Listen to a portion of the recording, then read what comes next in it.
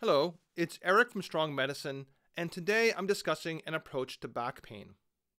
Back pain is one of the most common symptoms with which patients present for medical evaluation.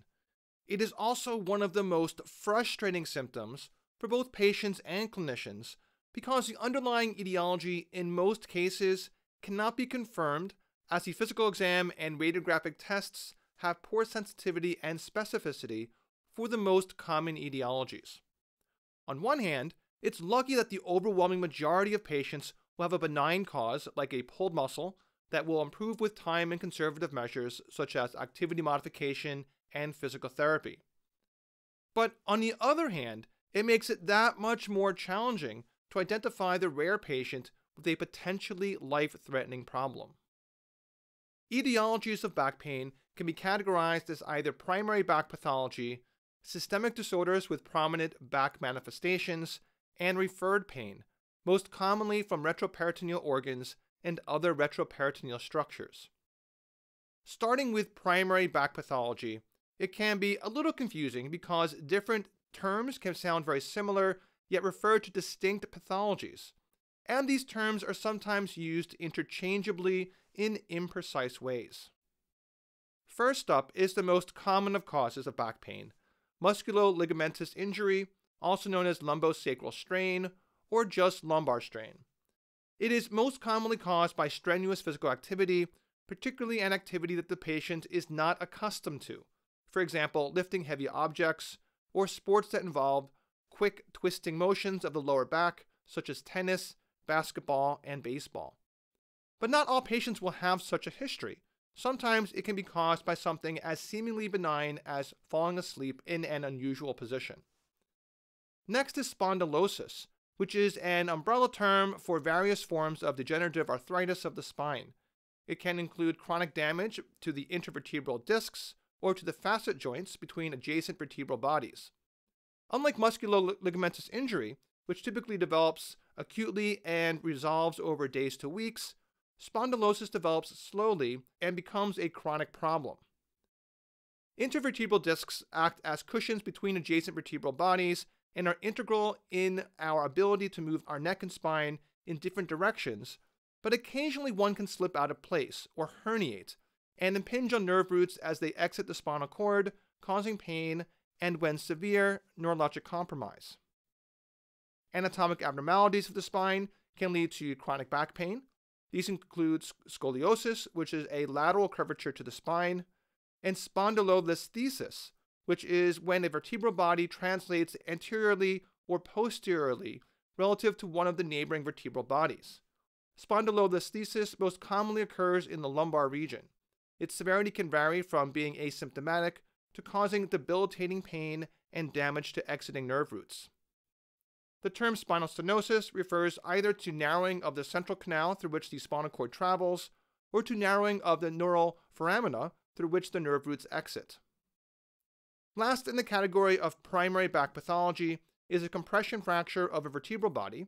This can be caused by trauma, can be spontaneous due to osteoporosis, or can be a pathologic fracture secondary to a bone metastasis. The next category is systemic diseases with back manifestations. Here we have infection, specifically epidural abscess and vertebral osteomyelitis and discitis, or infection of the intervertebral disc. These two often coexist. Another important systemic disease is metastases, such as bone mets in the vertebrae. When this occurs, it most commonly comes from lung, breast, prostate, renal, thyroid, or myeloma. Less common is leptomeningeal carcinomatosis, which is when cancer involves the membranes that surround the brain and spinal cord. This is most commonly seen in lung and breast cancer, along with melanoma, lymphoma, and leukemia. The last of the systemic diseases with back manifestations is inflammatory back pain. I find this category to be a bit confusing because of shifting terminology that has not been uniformly adopted. In brief, these are conditions that are associated with a dysregulated immune system and often have manifestations outside of the musculoskeletal system. We can subdivide these diseases into axial and peripheral spondyloarthritis. Ankylosing spondylitis, almost always falls into the former category, while psoriatic arthritis, reactive arthritis, and enteropathic or IBD-associated arthritis usually falls into the latter. But these categorizations are not absolute and depend upon the presentation. For example, if a patient with psoriasis developed arthritis that predominantly involved the back and sacroiliac joints, they would be considered to have an axial spondyloarthritis version of psoriatic arthritis. The last broad category of back pain is referred pain, where pain is originating from an intra-abdominal or retroperitoneal organ or structure, which is then felt in the back. This includes conditions of the aorta, such as aortic dissection and a rapidly expanding or leaking aneurysm. It includes conditions of the pancreas, such as pancreatitis or pancreatic pseudocyst. Diseases of the kidney, like pyelonephritis, a perinephric abscess, and nephrolithiasis. And last, retroperitoneal hemorrhage. By a huge margin, the most common etiology of back pain is fortunately the least dangerous and least debilitating, lumbosacral strain. While the etiologies that require immediate medical attention include infection, malignancy, and any of the causes of referred pain. In addition to this, any etiology requires immediate medical and/or surgical attention if it is associated with acute leg weakness or bowel and bladder dysfunction. There are a few additional terms related to back pain to review. A radiculopathy is the name for a collection of symptoms such as pain and weakness and/or signs such as weakness, decreased sensation, or decreased reflexes related to the pathology of a nerve root, such as compression. Sciatica is the name given to a lumbosacral radiculopathy, but in practice, the term is often used less specifically than this. And last is cauda equina syndrome, which is a collection of symptoms and signs related to the pathology of the cauda equina at the very bottom of the spinal cord. This includes bilateral leg weakness, urinary retention, decreased anal sphincter tone, sometimes associated with fecal incontinence, and saddle anesthesia. Cauda equina syndrome can be caused by a massive midline disc herniation and requires emergent neurosurgical consultation. I mentioned at the beginning that most presentations of back pain are due to benign conditions, such as lumbosacral strain, but that it is critical to be able to identify the rare patient with a potentially life-threatening etiology. So what are some red flags that might suggest such a problem?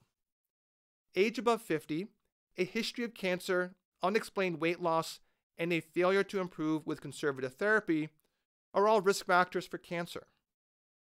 Then there is fever, immunosuppression, focal midline tenderness, known or suspected bacteremia, an indwelling venous catheter such as a PICC line, and IV drug use. These 6 features are all suggestive of infection, either an epidural abscess, osteomyelitis, or discitis. And urinary retention and/or fecal incontinence are both consistent with cauda equina syndrome. This leads us to 2 particularly important questions from a diagnostic perspective when evaluating a patient with back pain. Is there evidence of systemic disease? And is there evidence of neurologic compromise that might require surgery? The history, exam, and any additional diagnostic tests, while trying to establish the specific underlying etiology, should be most concerned with answering these questions. So when it comes to the patient history, what specific questions should we ask? Ask about the time course of the pain, specifically its duration, and was it abrupt or gradual in onset? Was there a trigger for the pain, such as a preceding trauma or unusual physical activity? What are the aggravating and relieving movements and positions? For example, is the pain better or worse with walking versus sitting, and with leaning forward versus leaning backwards? Does the patient have any neurologic symptoms, such as sciatica or leg or foot weakness, which would suggest disc herniation? As mentioned, bowel and bladder dysfunction suggest cauda equina syndrome. Are there associated symptoms? Weight loss suggests the possibility of malignancy. Fever and dysuria suggest the possibility of infection, including pyelonephritis and perinephric abscess. And concurrent abdominal pain, nausea, and vomiting suggest pancreatitis. Key considerations from the past medical history include malignancy, recent bacteremia, and immunosuppression. And key considerations from the social history include recent IV drug use, which would increase the risk of an epidural abscess or osteomyelitis, alcohol, which would increase the risk of pancreatitis, and smoking, which would increase the risk of an aortic aneurysm or dissection. With the physical exam, starting with the vitals, the presence of tachycardia is extremely nonspecific and generally not helpful in a patient actively experiencing pain. However, fever obviously points towards infection. Hypotension in a patient presenting with new-onset back pain would be very unusual and suggest a potentially life-threatening problem such as sepsis from an infection, pancreatitis, or a ruptured aortic aneurysm. The remainder of the exam can be relatively focused. Cardiac auscultation is warranted if infection is suspected, as infections of the spine can coexist with endocarditis. An abdominal exam is usually warranted. The back exam should include inspection for skeletal deformities such as scoliosis. Midline point tenderness on firm palpation at a specific vertebra suggests infection, cancer, or a fracture. One should percuss the costophrenic angles, as unusual tenderness there suggests renal pathology. If the patient is reporting pain radiating to the leg, the straight leg raise and crossed straight leg raise tests are indicated. The straight leg raise is used to identify compression of a nerve root by a herniated disc. Let me demonstrate. The patient should be in the supine position. This is a passive maneuver, meaning the patient should be instructed to neither help nor hinder the movement. For the conventional straight leg raise, place one hand underneath the heel of the foot on the side of the body where the pain is most severe. Then slowly raise the leg while keeping the knee in full extension with your other hand. Sciatica-like pain radiating from the back down the back of the leg, which is elicited within a specific range of angles, is considered to be a positive test. Unfortunately, the specific range of angles varies a little as the maneuver is described in the literature, but 30 to 70 degrees is the most common range used. Some references state that the pain must radiate to below the knee for the test to be considered positive, while others don't mention this criteria. If sciatica-like pain is elicited as a confirmatory maneuver, some clinicians will lower the leg to about 10 degrees below where the pain first occurred, and then dorsiflex the foot at the ankle to see if the pain is again reproduced. The cross straight leg raise test is to repeat the exact maneuver but on the opposite side of where the patient typically experiences their pain. Here the test is positive if pain is elicited in the non-raised leg. The standard straight leg raise is more sensitive for herniated disc than the crossed straight leg raise, but the crossed test is more specific. These tests are appropriate for testing patients with lower lumbar pain that radiates down the leg. They are not helpful in patients whose pain is only present in the back. A focused neural exam should be performed based on the level of pain, which should include strength, sensation, reflexes, and gait. Labs are generally not helpful for working up back pain, with a couple of exceptions. Most notably, if infection is suspected, obtain a CBC, UA, and blood and urine cultures. A lipase should be ordered in suspected pancreatitis, and an ESR and/or CRP is sometimes used to fully rule out infection or malignancy without imaging in patients who are felt to have a particularly low pretest probability of these diagnoses. Regarding radiographic studies, plain film should be ordered in suspected fracture, scoliosis, or inflammatory back pain, which in the last case should also include plain films of the sacroiliac joints. Plain films could also pick up spondylolisthesis, but this diagnosis is uncommonly suspected from history and exam alone. An MRI of the relevant portion of the spine is indicated in the presence of red flags, suggestive of infection or malignancy, or in the presence of major neurologic findings. There is a substantial difference in the cost and time involved in getting an MRI of the whole spine rather than just a portion of it, so only order a full spine MRI if it's truly necessary, which is very rare. CTs don't image the spine as well as MRIs, but are ordered in cases of major trauma because they are faster and easier to obtain, and are also ordered in cases in which an MRI is contraindicated due to the presence of incompatible hardware, such as a non-MRI compatible pacemaker or defibrillator. Historically, there has been an excessive reliance on getting imaging studies to evaluate back pain. In the absence of a red flag or overt neurologic abnormality on exam, particularly if the pain has only been present for a few weeks or less, there is no need to get imaging. There are two main reasons for avoiding imaging in most patients with back pain. The first, as I've said already, is that the overwhelming majority of acute back pain will resolve without drastic interventions, and even without conclusively establishing a diagnosis. The other reason is that imaging studies of the spine are incredibly nonspecific. That is, they pick up all kinds of clinically irrelevant abnormalities on which doctors and patients alike can mistakenly focus. Just because a patient has back pain and their MRI shows mild foraminal narrowing at some random spinal level, it does not mean that the cause of pain is related to that specific finding. At this point, I won't go through a diagnostic algorithm because back pain, it doesn't really lend itself well to one, but I will review the characteristics or illness scripts of 5 common etiologies. First up is lumbosacral strain, the mechanism of which is usually minor trauma in the way of physical activity unusual for the patient, such as heavy lifting or certain sports. It worsens with movement and improves with rest. It can happen at any age. On exam, if tenderness is present, it tends to be diffuse, but not usually directly over the vertebral bodies themselves. And there are no neuro findings. Imaging is not indicated, but if ordered anyway, it will usually not show anything relevant. Regarding lumbar disc herniation, risk factors include male sex, smoking, obesity, and occupations which involve heavy physical labor. The pain is acute in onset, usually radiates to one leg. The pain worsens with sitting and often improves with back extension.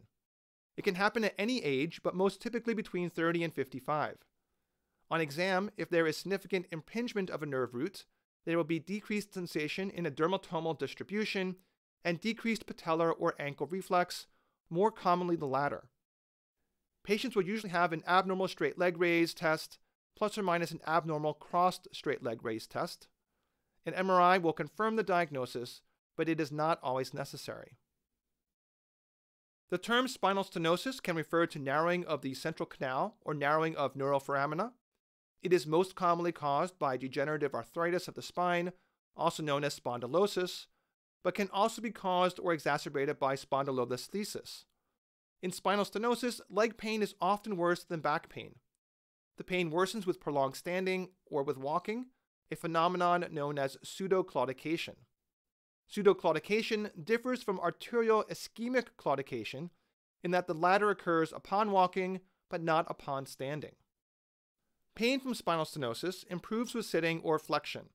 It may be associated with paresthesias and weakness in the legs, but these findings, unlike with a herniated disc, will often stretch across multiple nerve roots.